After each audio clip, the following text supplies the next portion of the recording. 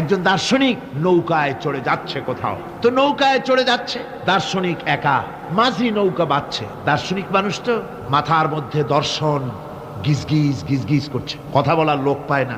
এখন মাঝির সাথেই কথা বলার সিদ্ধান্ত নিল। শেষ পর্যন্ত বলল, রে মাঝি, কত বছর নৌকা চালাও? তা তো বহুত বছর, জীবনটাই কাটাই দিলাম। ভূগোল চেনো? ভূগোল কখনো দেখেছো? কইছে না, ভূগোল আমি দেখবো কোথাতে, আমি হলাম গরিব মানুষ, এগুলি ধনীদের কাম, তারা হয়তো খায় টায়, আমি ভূগোল দেখিও নাই খাইও নাই। আশ্চর্য কথা, ভূগোল মানুষে খায় নাকি? জীবনটা তো সারা নেই, নষ্ট করে ফেলাইছে। মাঝি দাঁতগুলো বাইর করে দিয়ে বলতেছে, স্যার হইতেও পারে। কিছুক্ষণ পর দার্শনিক বলছে, এই বেটা, দর্শন বোঝো?